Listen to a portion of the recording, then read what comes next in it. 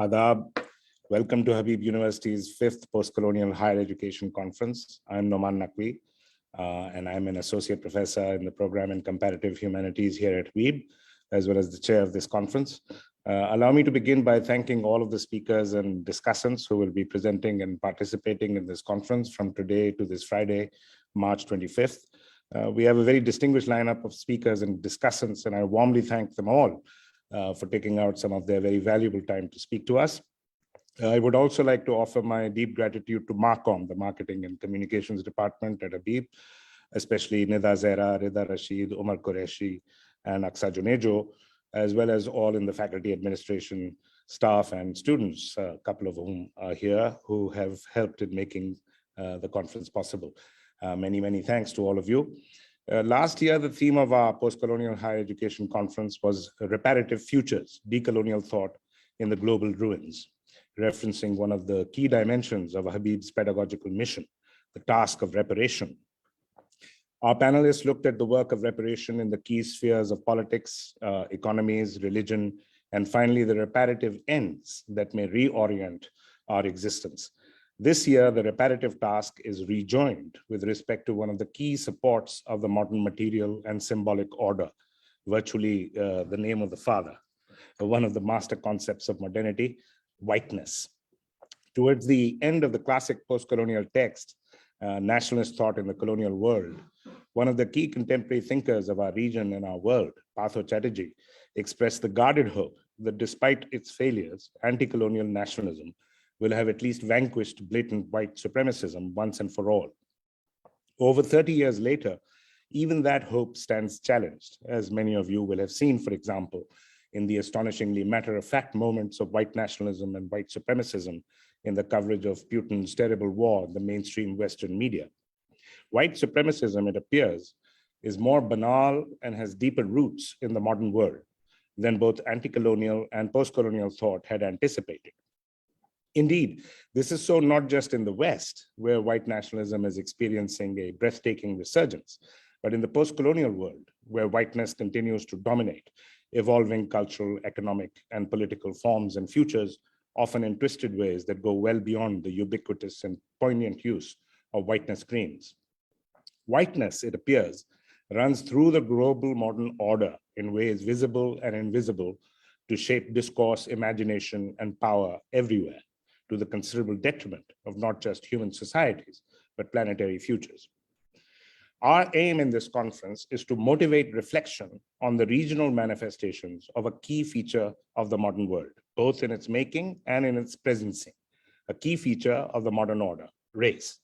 The modern world is a densely racialized world. There are many reasons why that statement might appear to be strange to many, perhaps especially in our region of South Asia, beginning with the proverbial fact that that which is closest to us is often invisible, like the proverbial fish in water. Race and raciality have been so vastly naturalized in the course of the making of the modern world that they have effectively become invisible in their virtual omnipresence. Certainly in South Asia, this essential racial dimension is deeply repressed, even as it is an open secret. One of the decisive reasons for this racial character of our modernity is that the modern European empires that very substantially made the modern world were national empires: Spanish Empire, Portuguese Empire, British Empire, French Empire, American Empire, etc. This is in stark contrast to the past when empires were dynastic empires: Maurya Empire, Gupta Empire, Umayyad Empire, Abbasid Empire, etc.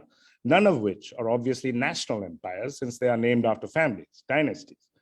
In the colonial context, this national character of modern European empires meant apartheid, a specifically national racial distinction between the rulers and the ruled, a dramatically new relation of and in government, and also distinctions of a racial type between the ruled, the essence of modern apartheid colonial government captured in Mahmoud Mamdani's succinct and searing formulation, define and rule.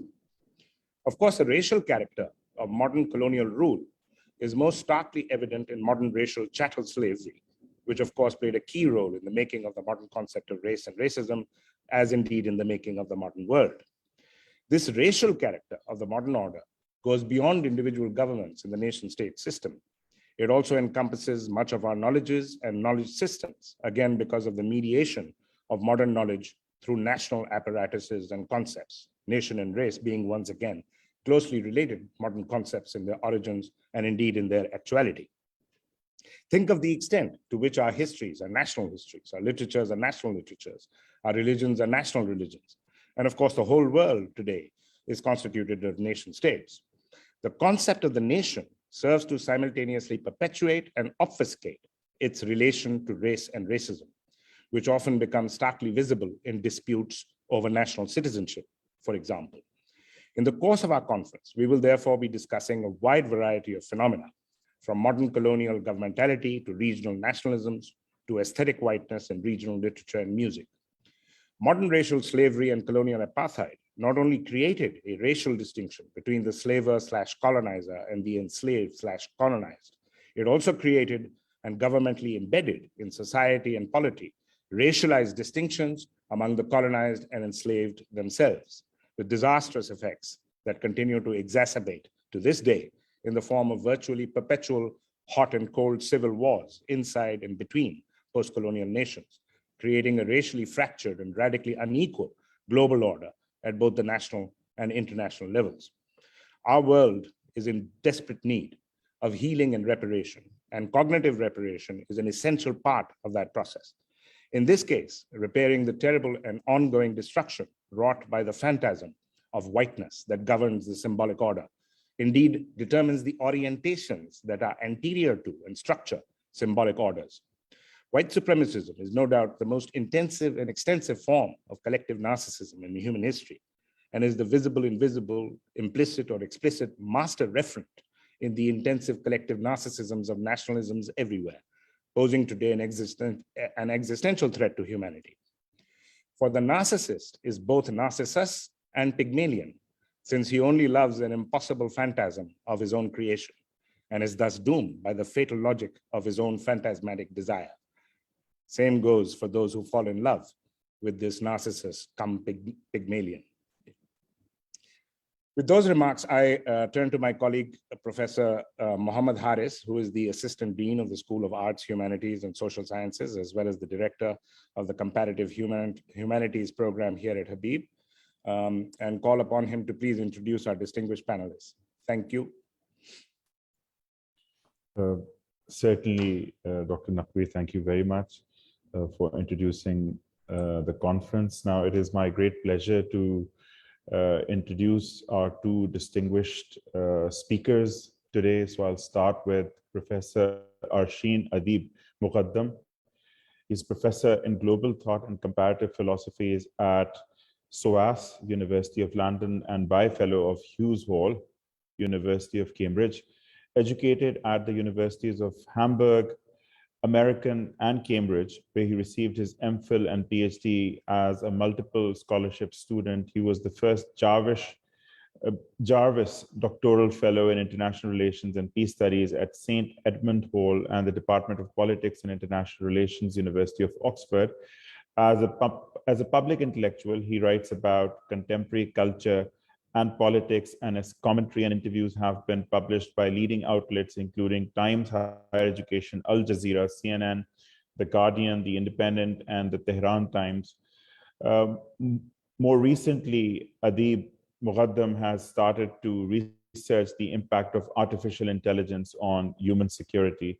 The titles of some of his most influential books are A Meta-History of the Clash of Civilizations, Us and Them, Beyond Orientalism, published by Oxford University Press in 2014.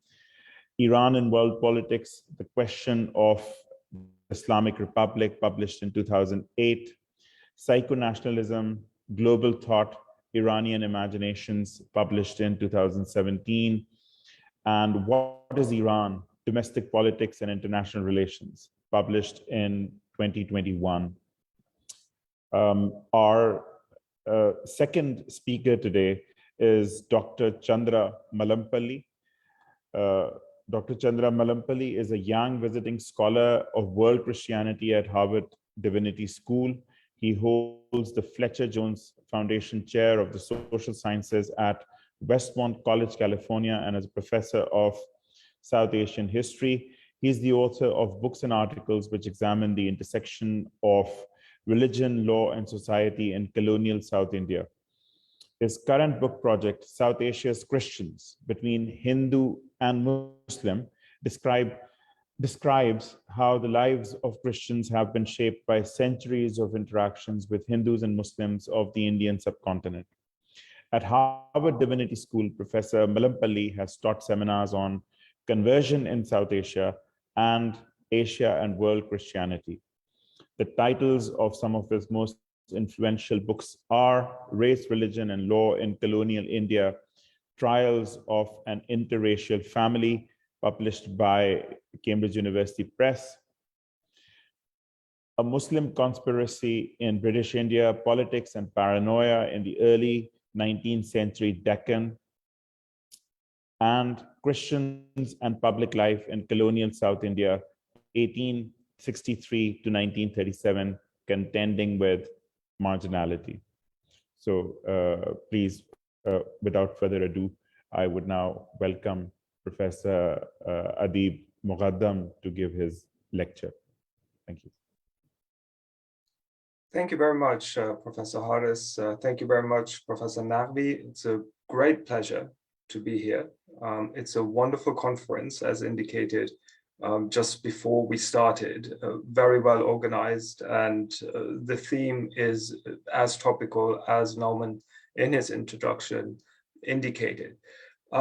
I will have a little film, and I hope you will indulge me and be patient with me if there is any technological issue, which I hope there won't be, but I will share this little film, about 10 to 12 minutes, because it connects, I believe, to what Professor Naqvi said about the specter of modernity and where the science of racism came from. And as he rightly set out, it was the only time in human history during that Enlightenment when race became actually, and the science of race actually became endowed with professorships, and it became a real science. And it was the only time indeed when that happened. I will get to that at a later stage when I will try to contextualize the film. So please bear with me. I will share the screen, and there will be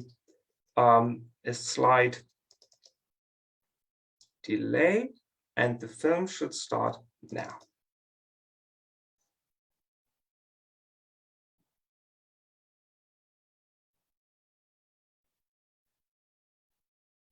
As we know, biological and social stimulation of the family leads to private reflection outside party needs.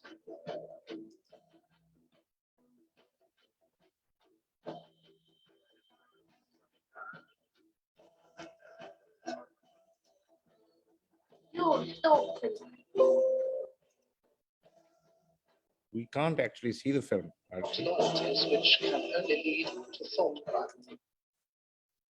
I can see it on my shared screen. So I'm not sure why we can't see it, but it's not showing here. Let me try again.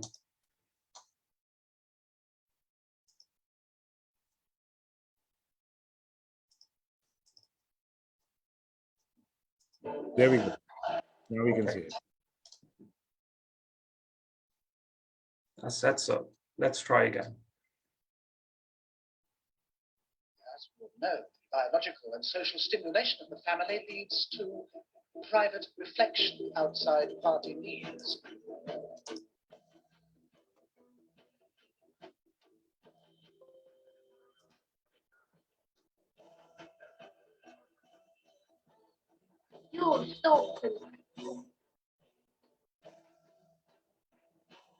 Unorthodox loyalties which can only lead to thought crime.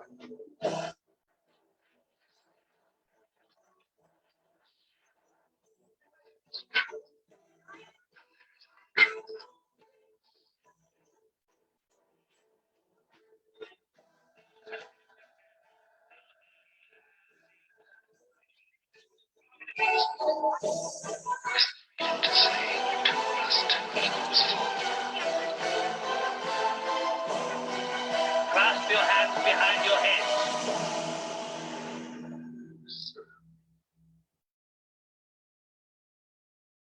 is truth and there is untruth. I'm taking this phrase from a particularly compelling, yet also utterly comforting section of the trailer to which we have started this presentation. In this probably most famous depiction of a dystopian future, where free thinking is considered a thought crime, there was still room for resistance, exactly because the delineation between right and wrong was still visible, still to be grasped and used as catalyst for an emancipated social movement in the name of some abstract notion of freedom. This is a good example for a certainty of a world that we are departing. The future of politics will be a perfectly staged untruth that we accept as reality. Technopolitics, driven by this insatiable infatuation with power, will be the mechanism through which that mirage of a reality will be created in such a perfectly organized microbial way that will blur the lines of our traditional understanding of power and resistance, subjectivity and objectivity. Big Brother is not only watching you from the outside anymore. Big Brother will be lodged deep inside your cognitive faculties as a microbe within the neurons of your frontal lobe, where our cognitive functions are processed. This is why I call this first of our concepts, psycho-codification. It's neither Orwell who can help us, nor the famed post-structuralist French philosopher Michel Foucault, probably the biggest mind of the 20th century.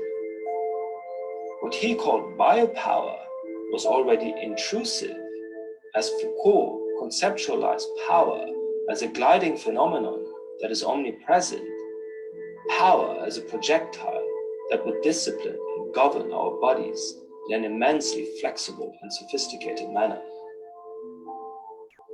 But even Foucault's biopoints of governmentality in the latter half of the 20th century. The technological opportunities of today, and more exponentially in the future, deliver something that the 20th century state could only dream of. Full microorganismal psychocodification of the individual, which allows for a recoding of subjectivity that is near total.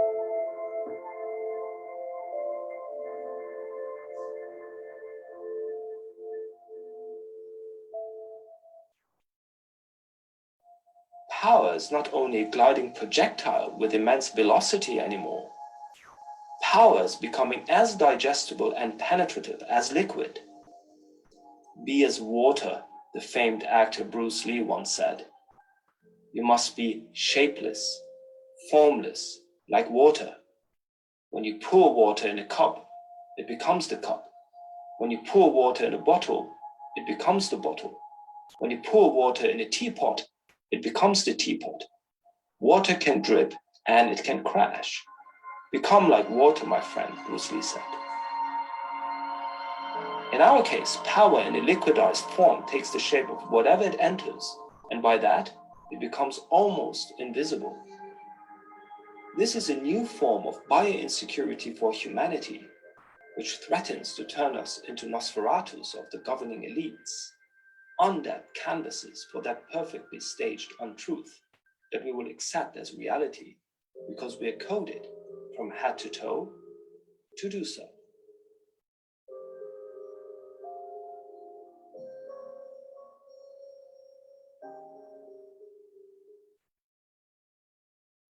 The future of society and the individual entangled within it is the future of control on an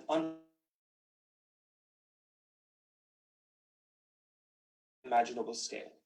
Our need for a surveillance regime that can only be characterized as microbial, exactly because it's aquatic, shapeless, and formless, to use Bruce Lee's analogy.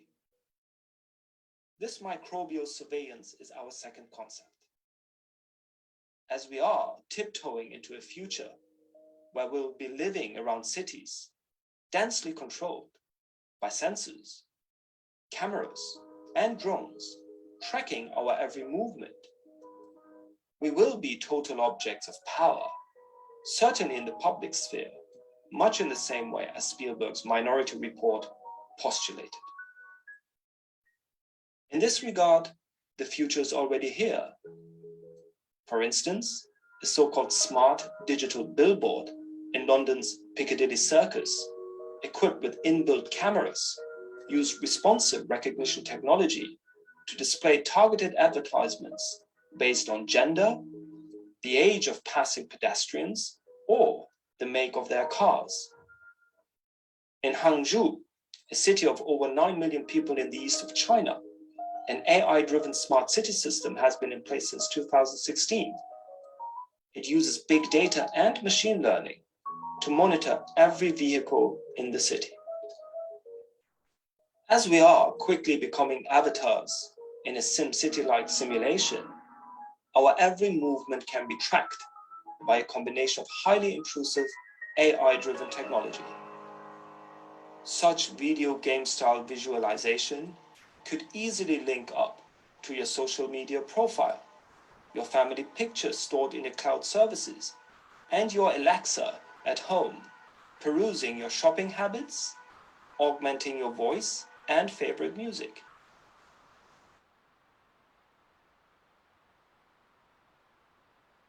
Imagine a smart city HQ. Oh, that's where my girlfriend lives. And interesting. So that's what occurs in a virtual reality, pre-programmed and mapped out on the neuronal pathways of electrodes that are lodged in our immediate social reality and absorbed as such by our frontal cortex.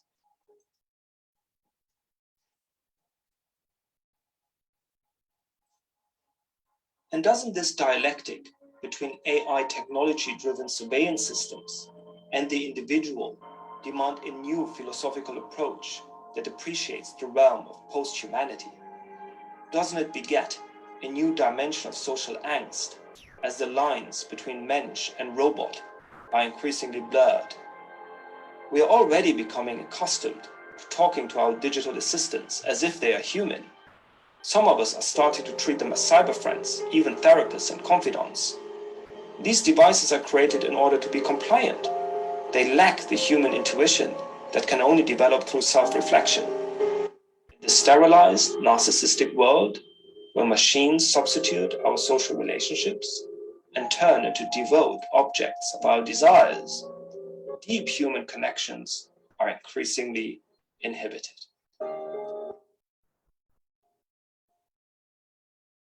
Post-humanity is not only a theme with social consequences. The most sinister impact of AI-driven technology will be on the battlefield, in that realm of human activity where questions of life and death are determined by a split-second decision. Post-human warfare, this is our third concept. Already, civilians are routinely killed by military drones piloted by humans. In the future, we will face a mode of warfare that compounds the problem of killing without accountability. Imagine swarms of quadcopter killer drones, which are only a very small technological advance away. It's not only terrorists that could easily get their hands on such technology, but such AI-driven terror bots open up immensely challenging questions about ethics in the battlefield. Our current legal system, certainly even the Geneva Convention, seem woefully outdated to deal with an army of ex machina-style terminators that are programmed to kill. Once these forms of new post-human warfare are developed and deployed, they become factors in world politics, and not only for us, but also for homicidal movements that are summarized under the label terrorist. How willing are the tech giants and how capable are governments to confine their profits and power in order to institute an ethical code of conduct that would harmonize some of the battle lines that are already opening up between human and machine? For a rather more responsible approach to prevail, We need a global movement with local manifestations that makes the case for a peaceful deployment of AI-driven technology. Where there is power, there is always resistance. Making the case that AI technology is only progressive, even admissible, when it helps us in fighting poverty, famines, environmental degradation, and war, is the future task of all of us. It may well be the cosmic battle of the next generations that will guide the survivability of human as we know it.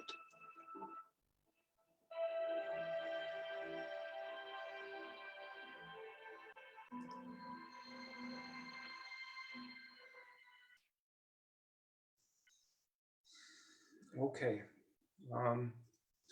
My apologies for the slight glitch at the beginning, which is actually ironic given the topic of the film. Also, my apologies for the somber note of the film, but I will try to contextualize it and make it slightly more digestible. Why did I introduce this? And it was indeed an experiment. I've never done this before. I've never spoke on a keynote with a film, but I wanted to take this occasion and the context of the conference in order to do so. So the idea here was really to broaden the canvas of the relationship between governmentality and racism, as Professor Naqvi rightly said at the beginning, and I tried to also indicate in the introduction. The concept of man, the white man in particular, was developed and then turned into a science for various ways of subjugation during that particular period of time. Europe, 18th century, 19th century, the Enlightenment, all the wonderful inventions that humanity experienced came with a very destructive mentality. But the destructive mentality is now transspatial in a way that it wasn't before. The sites of racialized discourses that, again, Professor Naqvi rightly set out, are now online and they're magnified. Technology is always about speed, it speed things up, faster developments that can have positive effects in the way that we saw during the Arab Spring, for instance, but it can also have disastrous effects when it's used for nefarious purposes, as it was in the various examples that were already set out. And then it's also a reflection of my own kind of trajectory. I mean, the introduction made clear that I came from the traditional, if you like, orthodox study of racism. I looked into the various ways of racism through the lens of Orientalism, for instance, of course, the late Edward Said, and the other authors that were mentioned. Racism as a discourse to govern, right? Always enmeshed, entangled with various forms of power. Indeed, biopower, that famous concept, is a racialized form of power. So that is still out there, but the site of it is maybe slightly different than it used to be. So I moved from looking at what it did to humanity during the colonial era and how it was then transferred to the East as well in my research into psycho-nationalism in Iran, the various notions of the Aryan superhuman, the overman, which was adopted in the early 20th century from Orientalist discourses in Europe. People like Kermani, Akhundzadeh, the famous godfathers of Iranian psycho-nationalism, adopted the view that Iran, land of Aryans, was somehow different, that there was a distinct racial difference between Iranians and Arabs. It became a focal point of Pahlavism, first with the first Pahlavi monarch from 1921 onwards, Reza Shah, and then even more forcefully and institutionalized with his son, Mahdi. There was there particular focus of Iranians being different from the Semitic other, right? The Arabs, for instance, and it served the purpose of the sovereign and his governmentality, if you like. Until then, in 1979, a different narrative was introduced, and that narrative was positioned exactly against that notion of Iranians being Aryan and different. And the various forms and expressions of third worldism and pan-Islamic solidarity that framed the revolution in 1979 were also partially due to that dichotomy that then was, of course, exploited by the revolutionaries from 1979 onwards. So I looked into those phenomena, again, staying true to this almost obsession with the reason why human beings would categorize and create hierarchies. I still don't understand. I mean, I understand it from a rational kind of governmentality, power understand, but I can't still fathom why it is so influential when the counter narrative is so much more real and true, right? And that also goes back to my concepts in the movie, psychocodification and the various forms of surveillance, the kind of guided curriculum of racism, which is so vastly powerful that it drowns the truth, right? But the truth remains the truth. And I think that's surprising to all of us why it's not winning that battle, right? At this moment, actually, with all of the equipment that we have in terms of history. And I'm sure Professor Malampali will delve into that deep, as he's by far more competent than I am to do so.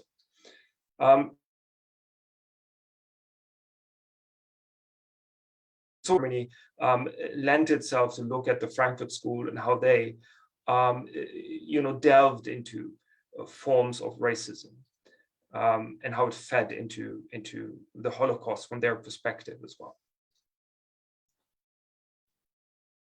And of course, the search for that perfect transhuman, which is very powerful in the various Silicon Valley discourses about the future, is also related in that Enlightenment idea of perfection. Racism was all about creating the perfect individual, but also the perfect society. And I think some of the narratives floating around when it comes to artificial intelligence and what it could do to humanity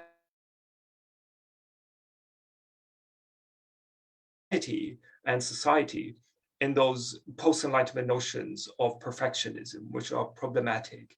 And I think, the counter-narrative, decolonization being about celebrating plurality and multiculturalism, is also a celebration of imperfection, which is, I believe, very important as a site of research and practice. And of course, there are then various forms of racially charged algorithms with a new scholarship emerging about so-called algorithms of oppression, right? Whether it is face recognition software, search engines, mortgage application, recidivism, algorithms used for recidivism, they're all laden with racist and sometimes really destructive forms of creating hierarchies within society, sometimes guided, again, sometimes it's just technical glitch like my beginning in the movie when it didn't work. So the keynote meant to accentuate that transspatial space of racism, to move maybe our discussion also to that space and to move it maybe beyond the traditional sides of governmentality. So I shall leave it at that. Again, my apologies for the delay, and thank you very much for your attention. Thank you very much, Professor Adib-Moghaddam, for an illuminating talk. And I would like to now give the floor to Professor Mallampalli. Yes, please take us away. it's all yours now. Thank you very much.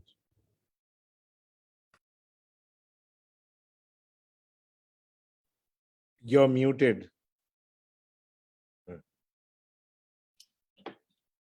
Good afternoon, everyone. Greetings from Boston. Thank you so much, Professor Naqvi, for the kind invitation to be a part of this important forum and for your incisive and insightful opening comments. Thank you also, Professor Moghaddam, for your very captivating presentation. I only hope that what I have to share builds on some of your insights and that we'll have a vibrant discussion. I'm going to put up my screen, my PowerPoint slides.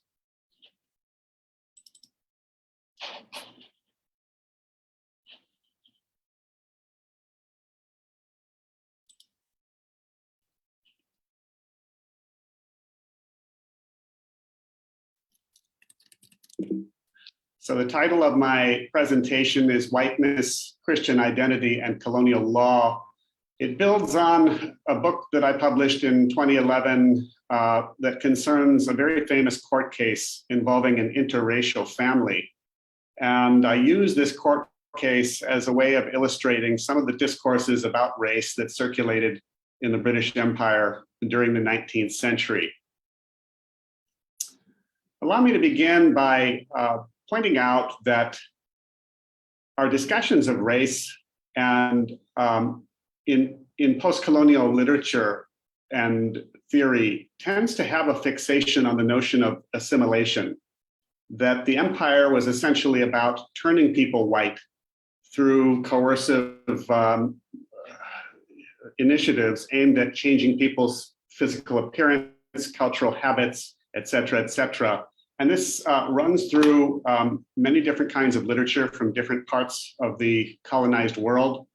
It tends to be more emphasized in colonies of white settlement and the project of assimilating Native American people, Australian Aboriginals into to white society.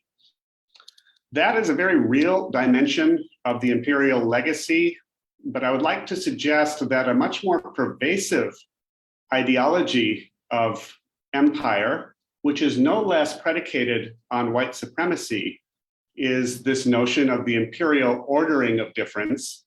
We caught glimpses of that in Professor Naqvi's opening comments. And this has to do with the awareness that Europeans developed very, very early on that the human race consisted of differences, of cultural differences, and that there is a degree of futility in trying to efface those differences. So the question is, how do you govern the world in light of these differences? This imperial multiculturalism is still predicated on this notion of the European as the universal person, a type of white normativity that towers over the range of particularities that constitute humanity. Colonial law in South Asia adopted this multicultural vision. It adopted what Lloyd and Suzanne Rudolph call a civilizational perspective about the law, that you have different laws for different folks. You have different civilizations, Confucian civilization, Hindu civilization, Islamic civilization. And colonial law needs to find a way of accommodating such differences. And so the great plan developed by the first Governor General of India, Warren Hastings, of 1772, was to govern India according to its own civil laws, Hindu law for Hindus, Muslim law for Muslims, because these, according to Hastings, constitute the two dominant communities, the two dominant populations of the Indian subcontinent. And so there is no aspiration necessarily to assimilate Hindus and Muslims into European laws and European customs and habits. There's an awareness of this difference. And at the same time, this implementation of law becomes a type of straitjacket and a mechanism of control in its own. It creates a type of block. It effaces differences within the different population groups. And the type of messiness and disorderliness that Professor Moghaddam was gesturing to toward the end of his talk. So this ordering of difference under colonial law raises the question of where do we locate Christians in this imperial multiculturalism? After all, Christians share the religion of their imperial rulers, whether it be the Portuguese or the British. And so how do you locate Christians within this, this colonial civilizational perspective? This becomes a complicated question because Christian missionaries since the 16th century have developed very different grammars of cultural engagement. On the one hand, you have Roman Catholics, such as Robert de Nobili, who embrace this notion of cultural enculturation, that you adopt the culture and habits of the people that you're preaching to. These are images of Roman Catholic enculturation, of becoming all things to all people, and the notion that Christianity can jump out of its cultural skin and actually be incorporated and translated into local cultural experience. This is contrasted with the approach that is most often associated with Protestant missionaries and their legacy in South Asia, which is this notion of cultural rupture, that becoming Christian grafts you into European customs and habits, European hegemony, and there is a much more strong tendency toward cultural assimilation in the Protestant model. So I talk about this case, Abraham versus Abraham, as a court case that puts both of these discourses on full display, the ordering of difference and also assimilation. And this is why this case and its ethnographic material was such an interesting access point into discussions of race. There is a literature in South Asian historiography about mixed race unions, but they tend to be focused on the unions of European men with local women. And so Will Dalrymple's book, White Mughals, Dhruva Ghosh's book, Sex and the Family in Colonial India, these are all instances of colonial civil servants who are having sexual unions with local women, sometimes very elite women, having children through them, these half-caste children. The book that I wrote discusses a different model, that is a Tamil man described in the court records as very dark-skinned from a untouchable community, a pariah community, who marries an Anglo-Indian woman. And so this is a narrative that's not dealt with adequately, in my opinion, in the literature. And the story goes that this man... Excuse me, Professor, I'm so sorry to interrupt you, but if you intend to show us slides, yeah, then like we can't see the slides, like because you only see the first page in your presentation document. Like no problems at all. Let me try this one more time. You only see the first slide? Yes, now we can see the slide that you're talking about. I'm just going to not enlarge them. I'm just going to do it as is. Okay. So this book deals with a Tamil man from a pariah background who marries an Anglo-Portuguese woman. They acquire wealth by becoming vendors of liquor. And they become so wealthy, the man dies without a will in 1842, and a dispute erupts between the wife and the brother, who becomes the head of the family, who inherits this family treasure. The brother argues that we are Indian and we follow the Hindu law of inheritance. The wife argues that we're Christian, and so we conform to English law. And this is the structure of the court case. I want to say something about this family tree. At the heart of this family is this union between Matthew Abraham and Charlotte Abraham. You can see that represented here. Can you see my cursor? This entire part of the family is the mixed race part of the family, the Anglo-Portuguese, the Anglo-Indian part of the family. This part of the family here are the so-called natives of pure Hindu blood. This is the language that's used in the court case. This is the Tamil part of the family, and these, of course, are the two sons who are mixed race. So a little bit about the Abraham family. They are Tamil pariahs. They come from a drum-beating caste.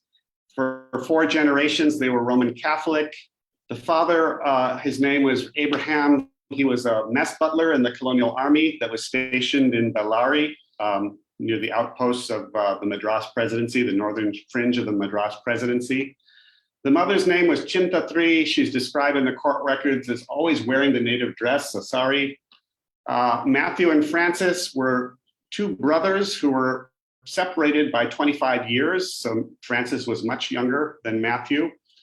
They received a contract from the East India Company to produce liquor for the East India Company. And in 1842, Matthew dies without a will.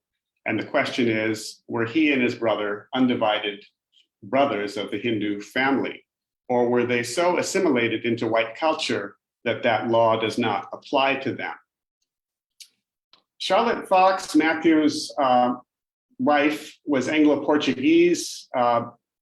At the time, this was referred to as the East Indian community. Early 20th century, they're called Anglo-Indians. The category to which the East Indians of Charlotte's family belong are can be referred to as poor whites. They were not affluent, but they aspired to be white. They aspired to embody the customs and habits of Europeans. And so they had a strong identification with European culture to the point of being even ashamed of things that were local, things that were Indian.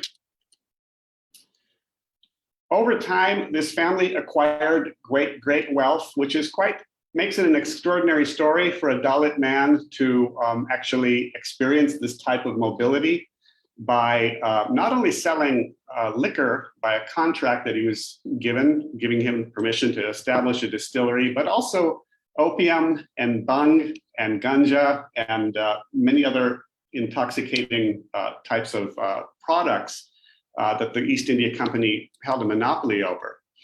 At the height of their wealth, the Abraham family had 6 bungalows, which they rented out to European officers. Matthew, Abraham, and his brother were referred to as Pedda and Chinna Dora. Dora basically means big man, a prominent man, person with authority, but during the 19th century, it begins to take on other valences, a big white man, whiteness. And so because of their authority and the authority they acquired within the colonial system, they received these titles. At the height of their wealth, their assets amounted to 300,000 rupees, which was quite a lot of money in the middle of the 18th century. So they were quite a wealthy family. This next image illustrates not only the days when I used to have black hair, and it was a little bit thinner, but I had to go look for their tombstones, and I was looking at the small ones. I was really quite surprised to discover that the largest tombs in the cemetery in Bellary belonged to none other than Matthew and Charlotte Abraham. So their tombs were larger than the tombs of Europeans, which shows that there was this extraordinary account of economic mobility in this family. So a little bit about the dispute. Was the family more English or Hindu in the eyes of the law? The court says, well, we have to examine their customs. Were their customs more English, or were they more native, to use the word that comes out of the records? Did Francis behave as an undivided brother to Matthew? What does that behavior look like? So we have this attempt in the law to categorize human behavior and to classify it into one category or another.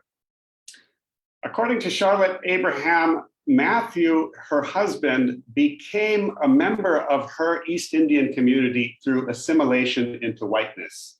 That is the entire argument of her case. Her husband, though he was described as very dark-skinned, became an East Indian by cultural assimilation. One of the ironies of this case that she makes, that her husband became white, essentially, is that she does not hire a white pleader she doesn't hire a white lawyer. She hires an Indian lawyer named Vasudeva Naidu. He becomes Charlotte's attorney. And I will show you why this clever man was hired by Charlotte in a second. Charlotte says the family was Protestant, not Hindu, and so English law should apply, and I should become the head of the household after my husband's death. Francis was not an undivided brother to Matthew, according to Charlotte. He was subordinate. The way she tries to prove that Francis was like hired help in the family is by describing the way Matthew treated his brother. He beat him publicly. He used to flog him in front of all the other, well, I think brothers do that too, but Charlotte seems to think this is an indication of an impersonal contractual relationship. So Francis's rebuttal, he actually hires a European to defend him in the court case. He makes the case that he was integrated into family life, that he and his brother functioned as undivided brothers of a Hindu family. And here is what's most interesting about his case is that he draws upon his Roman Catholic roots, even though he had become an Anglican. And the Roman Catholics, if you recall from the earlier slide, were distinguished by their commitment to enculturation, which means that Roman Catholic families typically abided by the law of Hindu undivided families, and they continue to practice and observe caste distinctions. So I want to show you some of the evidence, just a couple pieces of evidence before I wrap things up. This is what I call the assimilation template that was deployed by Charlotte's attorney, Vasudeva Naidu, to make the case that that Matthew became essentially a white person. Do you know what law, what customs and usages persons answering the following description conform? And this becomes the criteria for determining whether an Indian can become a brown sahib and can become someone who is adopted into the Anglo-Indian community. And it has to do with the rules of association. You only receive Europeans and persons of European habits and dress into your houses. You exclusively associate with Europeans and East Indians. You studiously avoid all social and familiar intercourse with people designated as natives. And this is the phrase that jumped out at me. These are my highlights. You disassociate even from your nearest blood relations, of whom they are ashamed and of whom they never allow to enter their houses or even meet or correspond with on terms of equality. And so in the court records, there are some 300 some depositions that were part of this court case. You have some witnesses saying, you know, yes, I got a job in the colonial cantonment. When my family came and visited me, we let them in through the back door because we did not want them to be seen by white colonial officers. We were ashamed of our own native aspect, part of our ancestry. So this is a classic line. Natives of this country wearing the English dress and living like Englishmen are called East Indians. I think if I were to put on an English dress and eat beefsteaks and drink beer, I will become East Indian. I think descent and blood have nothing to do with it. So eating meat, drinking liquor, and donning the Western dress becomes a cliche, and this is where the cliche comes from. And I just also want to draw attention to this technology of identification. Every deposition contained a reference to a very detailed description of the witness. Not this one, but others talk about what caste they come from and what their vocation, their hereditary occupation was. This is another witness that highlights that when Matthew gave up wearing Indian clothes and adopted European clothes, this is the moment of rupture. This was the most important moment of rupture in which he entered East Indian or Anglo-Indian society. This is another witness who basically says that the desire to assimilate into white society is all the more pronounced and zealous among people of pure Indian blood. If they want to become East Indian, they are going to be all the more eager to assimilate and shed their Indian cultural complexion, even more so than people of mixed blood. This is another witness that pretty much says the same thing. I want to show you one of the witnesses called by the defense, Francis Abraham. Reverend Patrick Doyle was a Roman Catholic priest, and he tries to establish that Catholics or Christians, Telugu Christians, accommodate themselves to local cultural habits, and that Francis Abraham, coming from this Catholic heritage, retained his Indian roots and continued to observe the law of Hindu undivided families. So let me get to the decisions. The district court basically says the case has to be decided on custom. So was the family predominantly European, or was it predominantly Indian in its customs and habits? And in order to determine that, they had to call all these witnesses. And so this is where much of this ethnographic data was compiled. I went to London, I went to the records of the Privy Council. I found the original case material, and all the depositions that were taken in this case contained very detailed descriptions of the clothing, the caste practices, and the rules of association of people that were situated similarly to the Abraham family. So the district court actually ruled in Charlotte's favor because it concluded that based on the customs of the family, it was clear that the family complied with English law. Francis Abraham appealed the case to the Madras Appeals Court, the Southern Adalat, and the Southern Adalats employed Hindu pundits to look at Hindu law as they were looking at the arguments of the two sides. And based on their examination of Hindu law, they employed a logic that essentially says, once you are an Indian, once you are a part of this Indic civilization, you're always a part of Indic civilization. So the conversion to Christianity is largely irrelevant. And so based on this logic of Indic identity, the appeals court ruled in Francis's favor and said that he was an undivided brother of Matthew Abraham and that he should inherit the wealth. Charlotte once again appealed the decision, and it went all the way to London's Privy Council. And this is a very famous decision that was put forth by the judge, Lord Kingsdown, in Charlotte's favor. And basically, the logic of the decision of the Privy Council in Charlotte's favor was that race is independent of volition. You cannot change your race, but you can change your religion and you can change your customs if you choose to do so. And in this particular court case, Matthew Abraham, although he remained racially Indian, was culturally and religiously transformed into an East Indian. And because of that,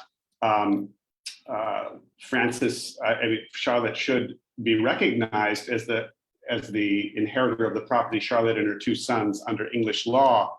However, Francis should be paid his due share for his labor on behalf of the family. So what's the moral of the story? I have several things. This is a court case that challenges the colonial ordering of racial and religious difference. It challenges this order because the family was a messy family. The family was recklessly intermingled in its customs and habits. But by going to court, they acculturated themselves into a type of order, into a type of sanitized compartmentalization of identity. But before they went to court, they were happily interracial, and they were largely indifferent to this difference that was so pronounced in the idealized categories of identity put forth in the court. So going to court became a moment of acculturation to the knowledge systems deployed by colonialism, purporting to be tolerant of difference. Going to court provided the litigants with a platform for self-fashioning, and it created this appearance of agency, that they had some agency in telling the world of their day who they are in terms of their culture and their race. And so what that tells me is that politics of identity can operate within colonial frameworks, even in the assertion of non-whiteness, even in the assertion of nationalism. However anti-white they purport to be, we enter these spaces that are created by the regime, and we can still be playing out the dynamics of white supremacy. So I'm going to stop there. Thank you for your kind attention, and I will turn it back to our hosts. Thank you very much, Professor Mallampalli, for an insightful presentation and lecture. So now we transition to the question and answer session, the discussion session. And the first question that I have is for Professor Adib-Moghaddam. And so Professor, my question has two parts to it. So on the one hand, I would like to know your position on, let's say, the philosophical position on the nature of reality, because you're asserting in the video lecture, which was part of your talk, that we have essentially shifted into a world, into a reality which is through and through saturated with artificial intelligence in its different manifestations.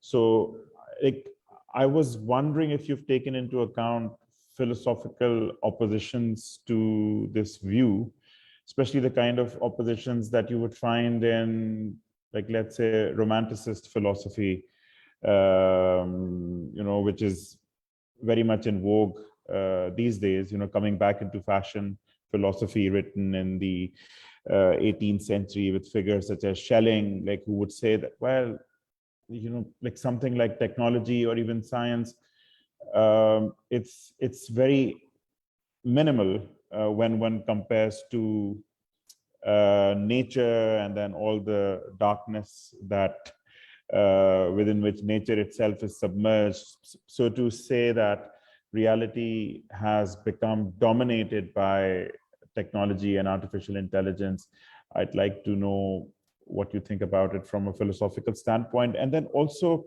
Professor Moghaddam, towards the end of your presentation, you seem to be talking about this peaceful development of artificial intelligence and an ethically governed kind of artificial intelligence, and artificial intelligence a possible ideal kind of artificial intelligence that is governed by ethical codes of conduct. And so my question to that proposal or to that idea that you're giving is that don't you think that what you call artificial intelligence in itself is implicated in racism and in racist ideology and in racist exclusion of forms of thinking and ways of being that are not technological? So or in other words, can there be such a thing as ethical AI? Can there be such a thing as peacefully deployed and or the peaceful development of or artificial intelligence that is inherently peaceful and not implicated in the histories of racism and racist violence? Thank you. Thank you very much, Professor Harris. These are of course very big questions, and we may not be able to answer them all within the confines of what we're doing here. But I will try to connect them to make it more manageable for us. So the philosophical nature of reality on the one side, that was the first question, and then AI.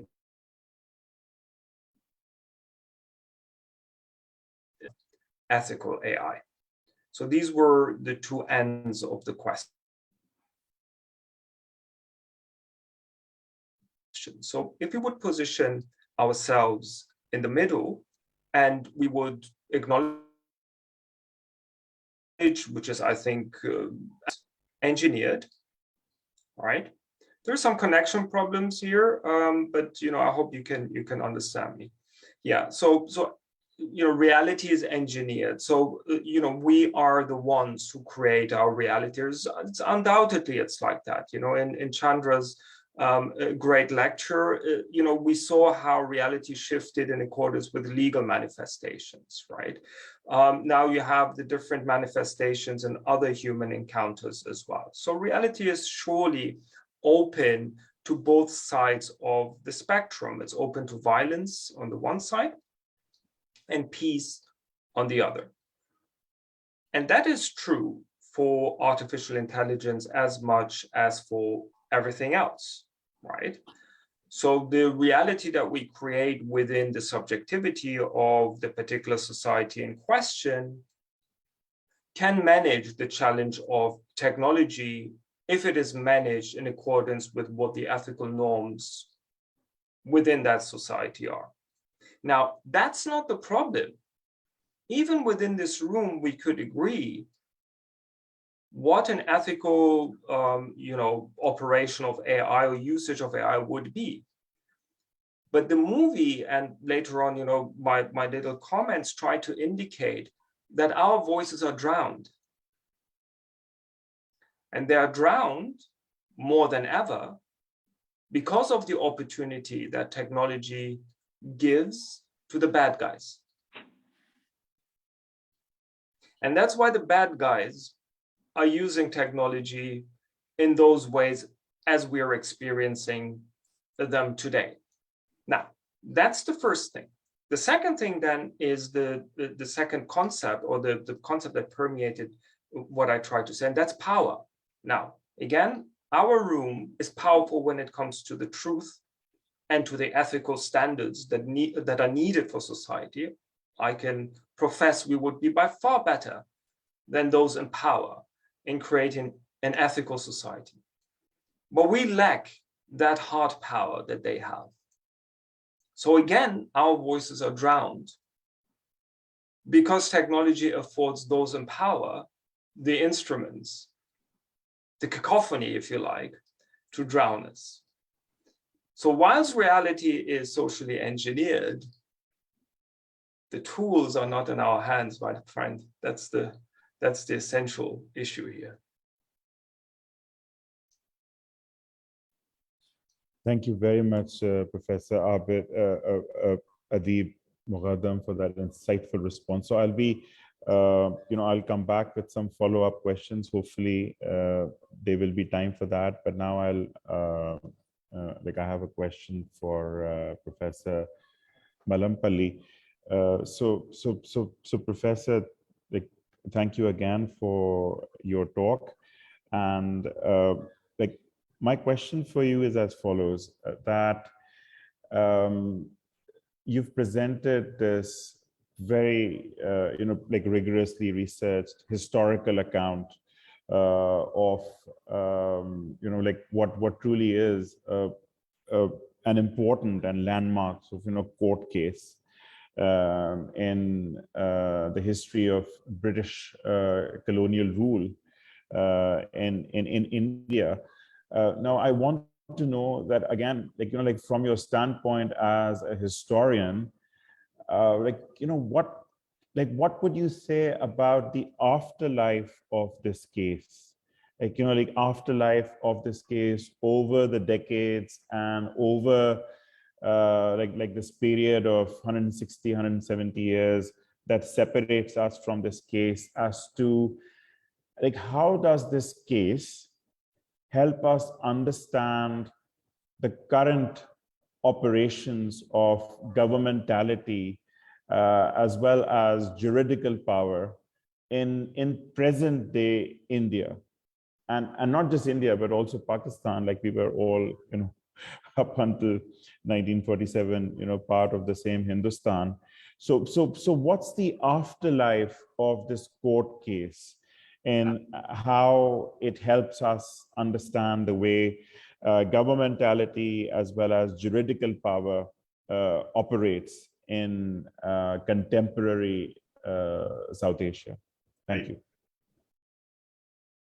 Well, thank you. Thank you for that question. I always get those types of questions from my students. What does this mean for us today? So that's a favorite question for every historian. So this is a case that is decided in 1863. Obviously, there was a big Sepoy rebellion in 1857. And it's a transitionary case, because this case said there is variation within the different segments of the population. And the variation relates to custom. So you cannot peg somebody in one category without examining their customs. And so in this case, the court admitted proof of customs, because humanity is a fluid organism. We pick up customs and we abandon customs. But what are the customs of this family? Now, what you see after this case is tried is a decline in the colonial legal system's willingness to examine custom, and a movement toward purity, a movement toward a cookie cutter that simply classifies people into blocks, and an administrative machinery that prefers uniformity as an administrative device that orders populations. And so I would say that the lasting legacy of colonial law that spins out of this case is an inclination toward purity, the principle of purity as something that governs populations, and the desired feature of a nation state is to classify people into these blocks, make them manageable, and make them subordinate to the majority pure category. And so the days of admitting custom eventually eclipsed. And the days in which somebody could go to court and tell the court, this is who I am, these are my customs, there was a twilight of that in the history of the law. And what gets replaced are these huge manageable blocks and the effacing of messiness. And I would say that is what comes out of the story of colonial law. And I put it very simply, but that's my best shot at answering your question. So Professor Mallampalli, I cannot, resist but ask you a question. It's not specifically an academic question, really. I mean, it has to do with what one sees when it comes to identity politics in South Asia, like in both India and Pakistan. Identity politics as it is present in structures of government as well as legal systems and the judiciary. Like we can think about the blasphemy law that is there in Pakistan, but then also the various shapes that law is taking in India. And so I was wondering if, again, you speaking as a historian and looking at this matter from the standpoint of history, what do you see, or do you see continuities and how between the operations of juridical power in the middle of the 19th century and the new, let's say, frankly, horrendous forms of identity politics and racist ideology that we see in South Asia now, like 2022?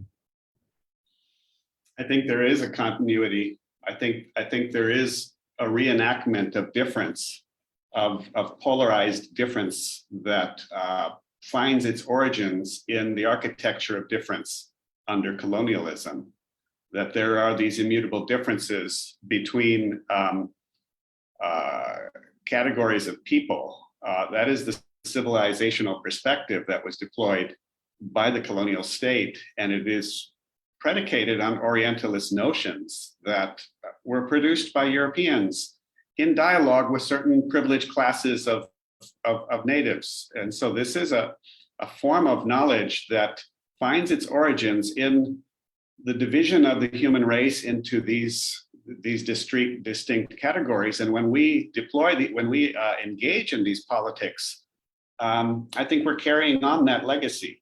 And what's called for is a release of the imagination, an alternative imagination that complicates these categories and gives us the capacity to, as Edward Said said so eloquently, see oneself in the other, see oneself in the other, and see the other in oneself, and thereby find the basis of cooperation and tolerance and the respect for the other. And I think when we simply latch on to these discourses of difference in such pronounced ways and in hyper-masculine ways that you see in the Hindutva movement and in the blasphemy laws that you mention, and the ways that is being implemented, I think we imbibe in the crudest ways with the legacy of colonialism. Thank you very much, Professor.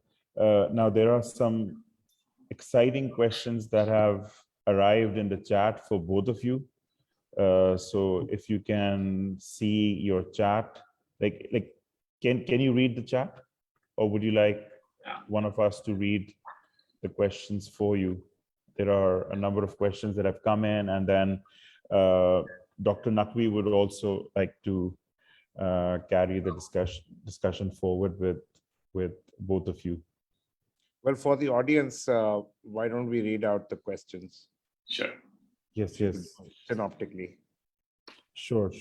So, well, I can begin with the longest question that has come in, and it's from Dr. Najib Jan, who is also a faculty member in the Comparative Humanities program at Habib University. So the question goes as follows. I really enjoyed your presentation. Maybe you could have given the voice over live. Perhaps it would be even more effective. One quibble question.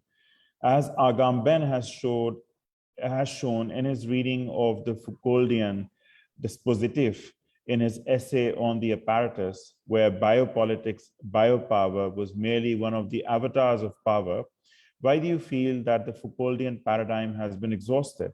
Wouldn't Foucault's late work on ethics and subject formation be precisely more useful for the analysis of the new structures of techno-capitalism, where new forms of racialized discursivity are intensifying? So this is a question obviously for Professor Adib-Moghaddam. Professor, if you can address this question. Thank you very much. I mean, judging from the questions, your students and the staff have very deep knowledge of political theory. Is very impressive. Of course, Foucault gives us an indication about, the various penetrative forms of power, and biopower is a useful concept, but indicative, or going back to what I said or try to indicate in the movie, the degree of penetration that we are experiencing today, obviously Foucault could not fathom that.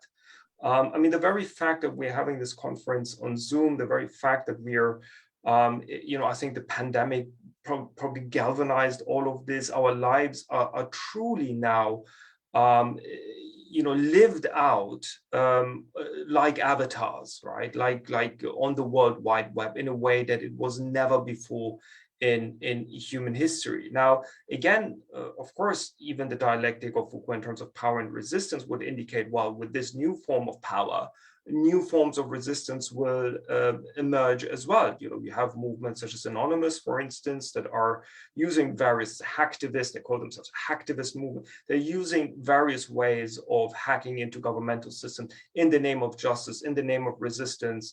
And so, you know, there is that dialectic between power and resistance, and there are various new forms of resistance that are emerging.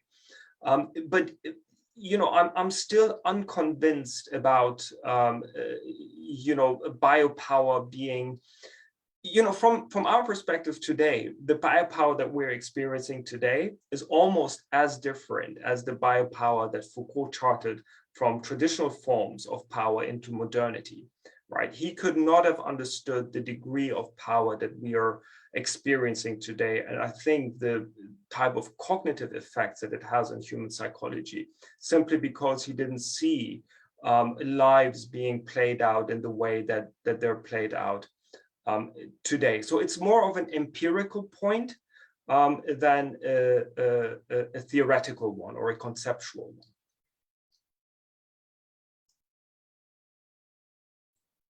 Thank you very much, Professor.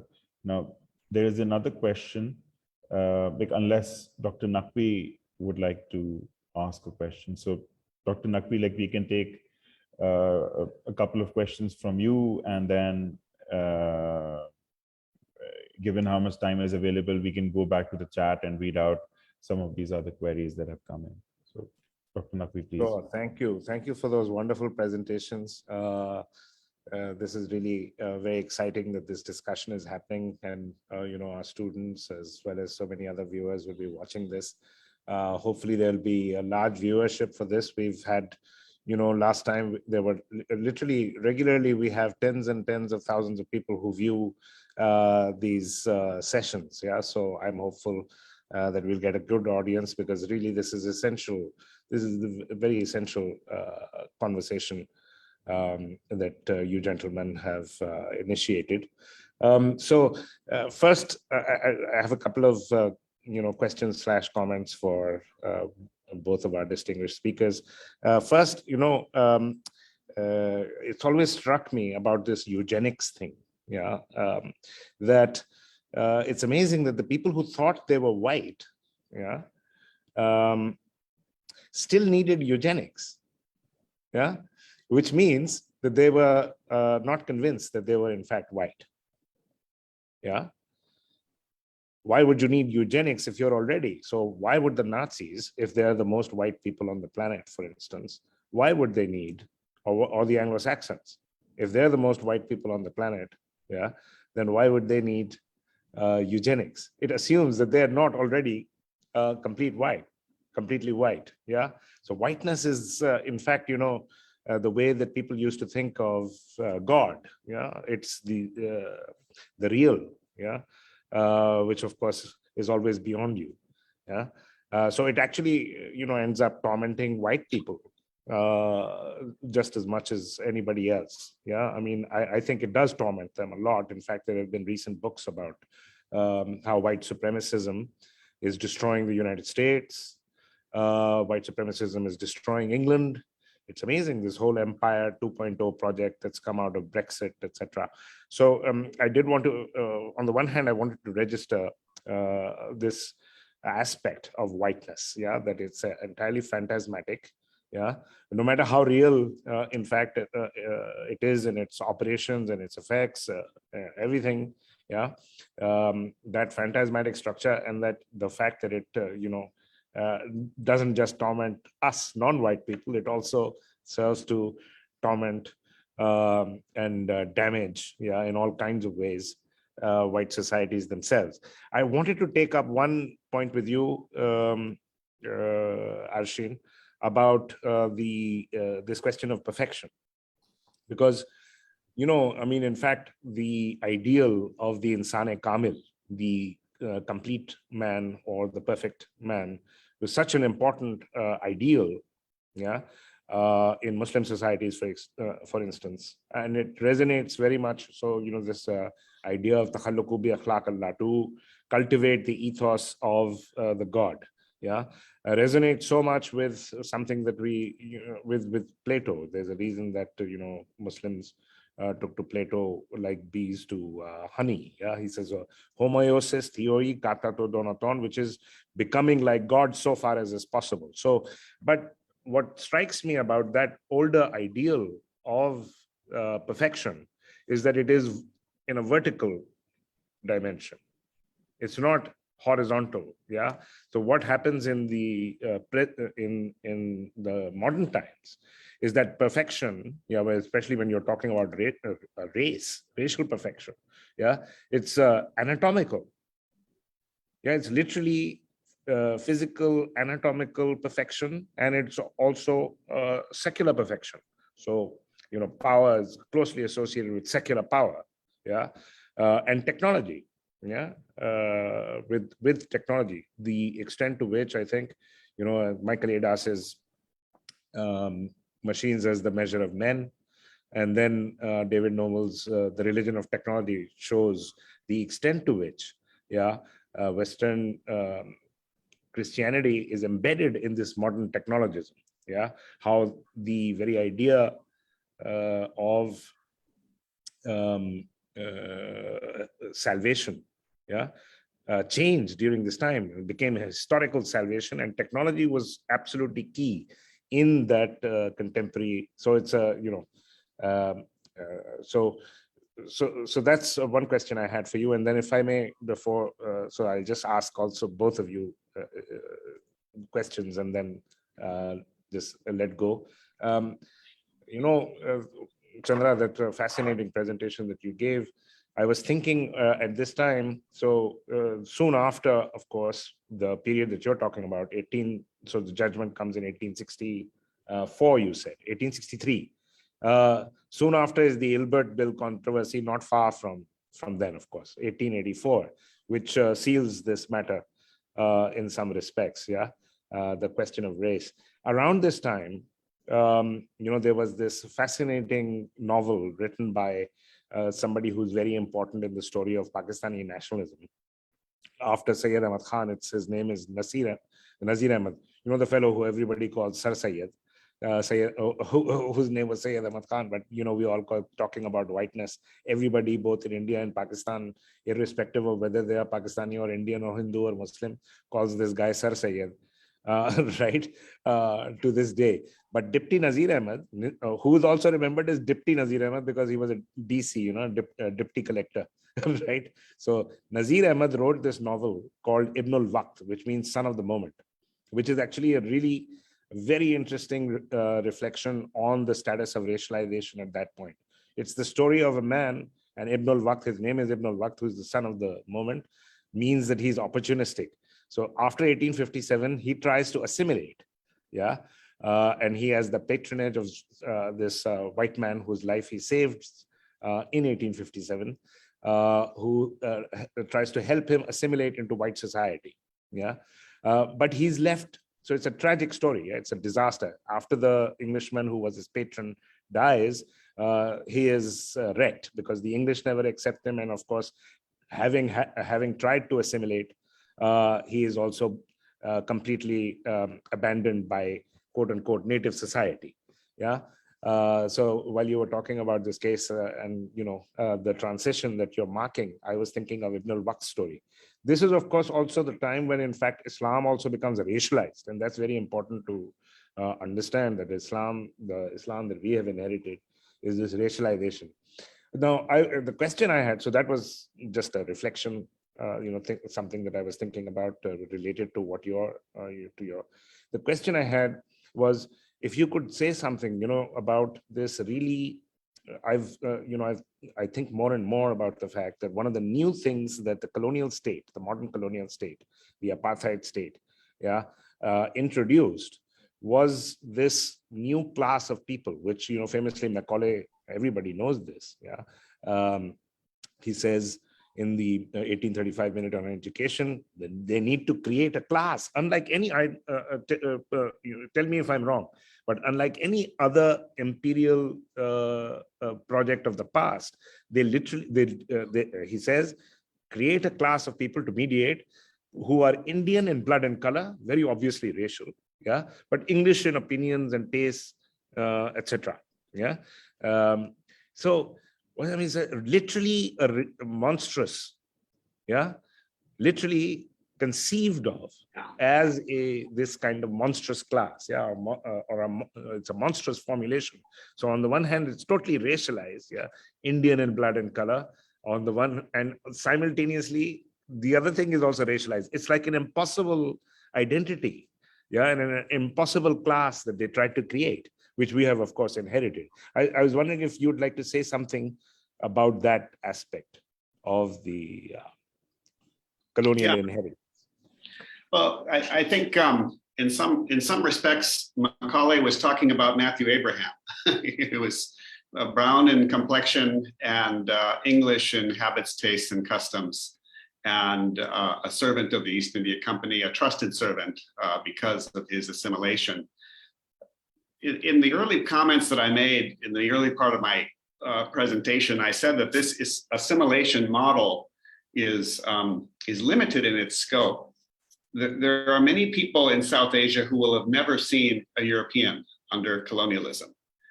It's just a population imbalance. So the aspiration to be a European would be restricted to the privileged elites that are exposed to colonial society and are aspiring to have jobs in the colonial system, the way the author of this Son of the Movement did. Bankim Chandra Chatterjee is another example of someone who was going up the colonial bureaucracy. And so I'm not as captivated with Macaulay as many people are. He's one of the most anthologized people in the lore of South Asian colonialism, is this famous minute on education. And I think there are ebbs and flows in the history of colonialism where whiteness and assimilation into whiteness is very pronounced, but it's also localized. And there is the movement after the Great Rebellion, which is a return to conservatism, and Queen Victoria's royal proclamation, we're going to have a hands-off policy now about converting the natives and assimilating people. And then you get to the Ilbert Bill, and then this nationalist movement is about to overturn the racial order, and so there's a white mutiny, and there's a white lash. And so it's always, whiteness will always rear its ugly head in these ways, in these pronounced ways, when the order is challenged. But there is this facade of creating, letting people enjoy their own spaces that counterbalances that Macaulay idealization of creating a culturally white subject among Indians. So I think that is the historian's contribution to this discussion, is that there is this fluctuation, and into the 20th century, the nationalist movement imbibes into the white order in a different way, in creating a Swadeshi, a very pronounced notion of Swadeshi that privileges a certain notion of Indianness, which was Hindu. And I think those types of exclusions are partaking of this new international order. When Burmese expel Indians, when Malaysia is for Malays only, and Singapore and Penang are for only those kinds of people, and people who've been living there for generations are pushed out in the name of this purity, I think they're imbibing into the same racialized principle that was at work in the Macaulay period, even though they're espousing non-whiteness, a certain type of non-whiteness. Right. You're absolutely right. No question about that. But what's interesting and somewhat difficult to analyze for me is the fact that, underneath a lot of this nativism that we are seeing today, yeah, on both sides of the border, and not just, of course, in South Asia, all over the world, nativism has this very twisted kind of relationship to whiteness. In fact, I mean, it's a by no means oppositional. You were already gesturing towards it, that it does play into it. I mean, recently somebody was saying, for instance, that somebody from JNU, I can't remember the name of the professor, but the fact that Hindutva is essentially European nationalism with in saffron clothes. Yeah.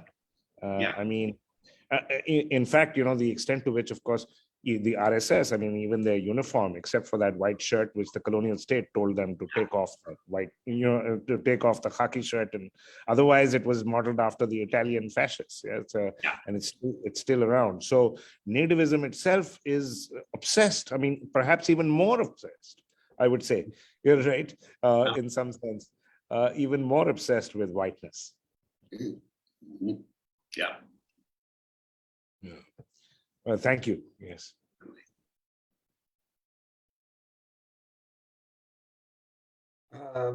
Nauman, did you want me to answer your question about 𝐸𝐴 𝐂𝐻 and whatever happened to him? Yeah, if you'd like.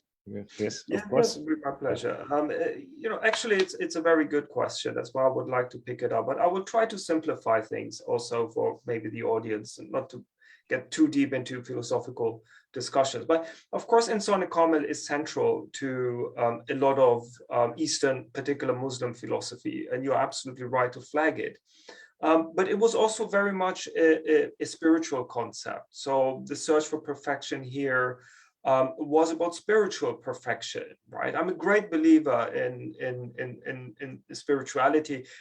Mohammed, going back to what you said about romanticism, right? I think it does have a place in expressing forms of resistance to the brute material reality of power when it is steeped in non-ideological forms of emotional expression that binds us all together, because it's our emotions, the smallest common denominator, that make us human in the end. So that's very powerful. I'm a great believer in the language of emotions. More and more research in the language of love and how that could feed into, you see it with the Extinction Rebellion, for instance, partially, right? The kind of environmental activism. It's very it's very much imbued by this very powerful notion that we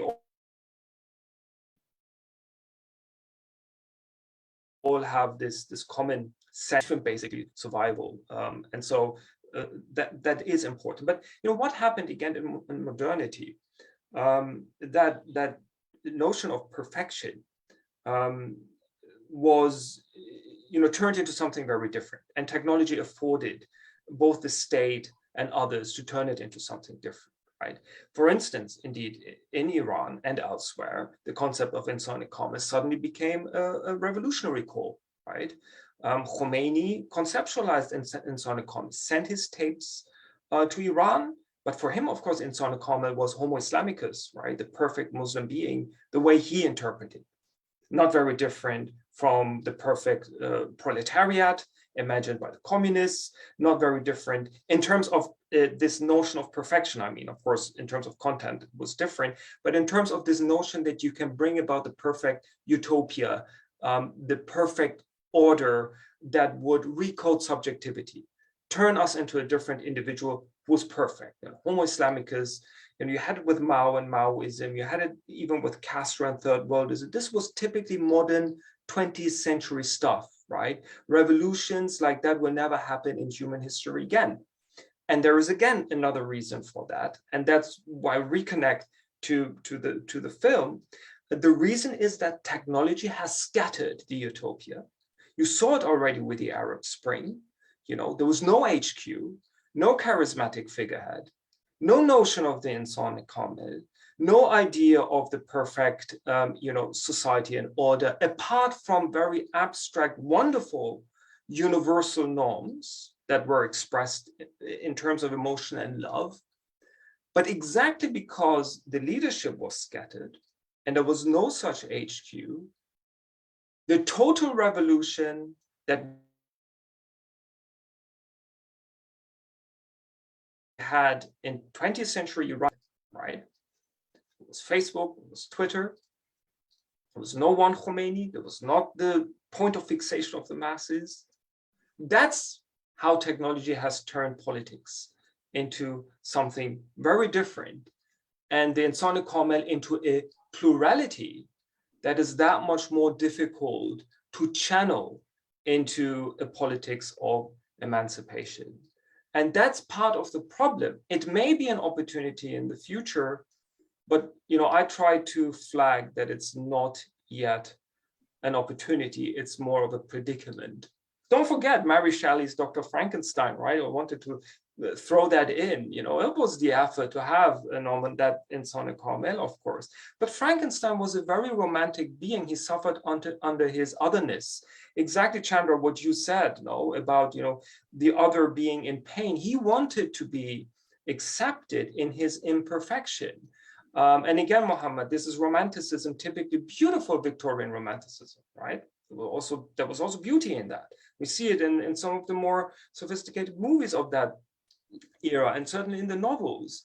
But the technology of today doesn't allow for that type of romanticism, because it is now equipped with the ability to perfectly stage a reality that envelopes us all.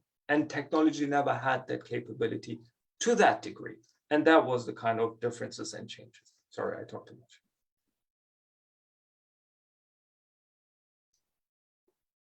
Yeah. Well, we could go on for a while, but I think our panelists have already given us enough time, and it's also been, a long session. So I think, Haris, unless you have something to say. I really want to say thank you to Professor Moghaddam and to Professor Malampali for guiding us, giving us lectures which really help address these deep and difficult questions, pertaining to the specter as well as the concrete manifestation of whiteness in our time. So thank you very much. And, yes, I'd like to also thank you so much for continue this conversation. Yes, definitely. Thank you so much, Chandra and Arshin. Very kind of you. Thank you. Thanks, everyone. Bye-bye. Bye. Bye-bye. Salam. Nice meeting all of you. Thank Nice meeting you, you. Chandra. Thank you.